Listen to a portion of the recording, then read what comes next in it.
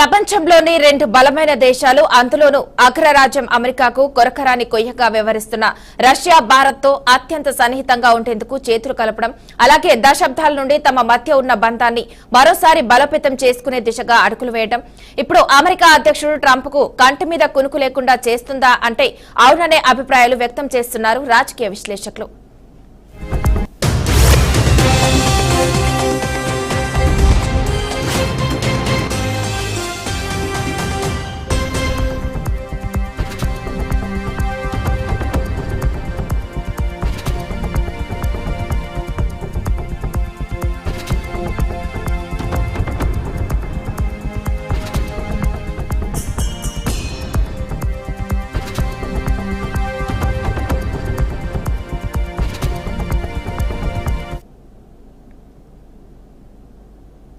గత 4 ఏళ్లుగా రష్యా ఉక్రెయిన్తో యుద్ధం చేస్తుంది. దీంతో రెండు దేశాల మధ్య తీవ్ర ఉద్రిక్త పరిస్థితులు నెలకొన్నాయి.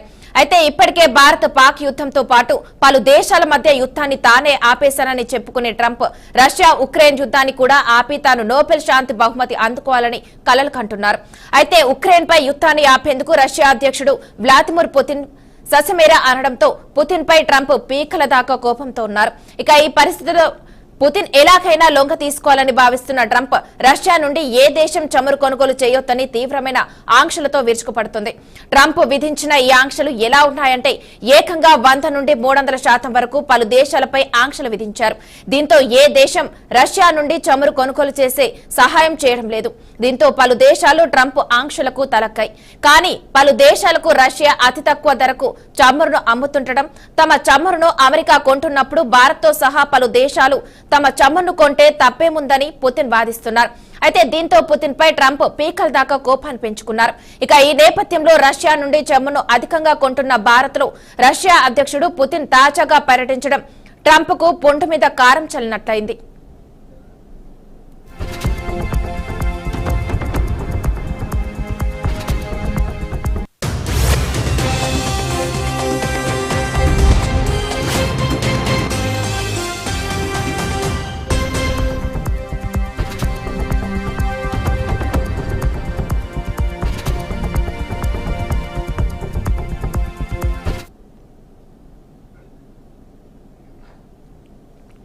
ఇక ఇదిలా ఉంటే రష్యా నుంచి చమురు కొనుగోలు చేస్తుండటంపై గుర్రుగా ఉన్న అమెరికా భారత్ పై కూడా కఠిన ఆంక్షలను విధించింది.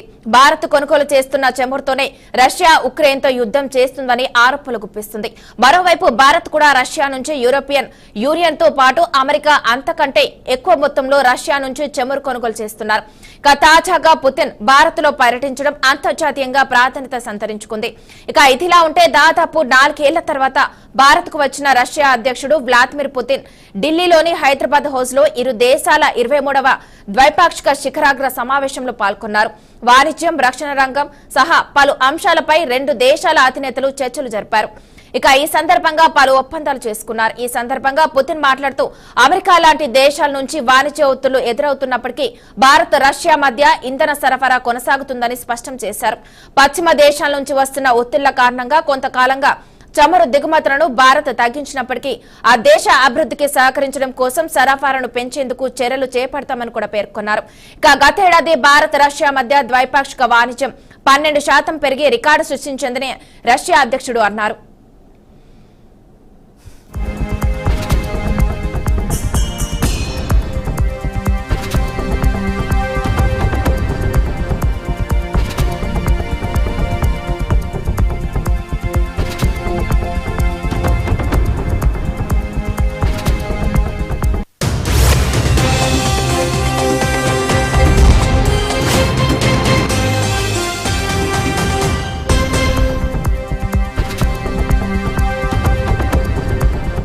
ఇక ఈ ఏడాది కూడా ఇదే స్థాయిలో పెరుగుదల ఉంటుందని విశ్వాసం వ్యక్తం చేశారు.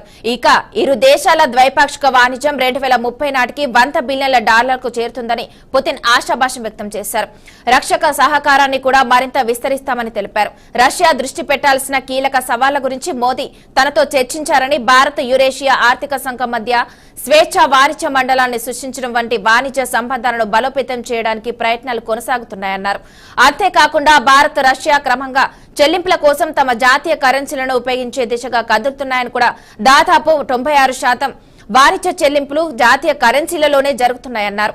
ఉగ్రవాదంపై పోరాటానికి భారత్ కు రష్యా పూర్తిగా సహకరిస్తుందని హామీ ఇచ్చారు. ఇక ప్రధాని మోదీ మాట్లాడుతూ ఉగ్రవాదంపై పోరుకు భారత్ రష్యా కలిసి నడుస్తాయన్నారు. ఇటీవల పహల్గామ్ లో జరిగిన దాడికి గతేడాది రష్యా రాజధాని మాస్కోలోని క్రాకస్ సిటీ కాన్సర్ట్ హాల్లో జరిగిన దాడికి మూల కారణం ఉగ్రవాదమేనని అన్నారు.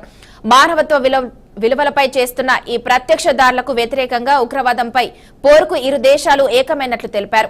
గాంధీ చూపిన మార్గమే స్ఫూర్తి అని పుతిన్ అన్నారు. Bharat, Russia, UN, G20, bricks వేదికలు సన్నిహిత సహకారాన్ని కలిగి ఉన్నాయని, ఈ వేదికలన్నింటిలో ఉగ్రవాదానికి వ్యతిరేకంగా సహకారాన్ని కొనసాగిస్తున్నాయన్నారు.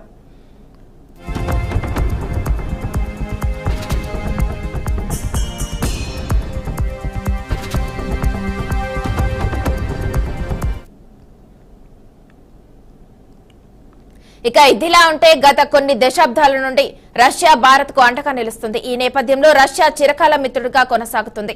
ఇక రెండు దేశాల మధ్య బంధం బలంగా ఉంది. రక్షణ రంగంలో భారత్ కు అధునాతన ఆయుధాలను అందిస్తుంది రష్యా.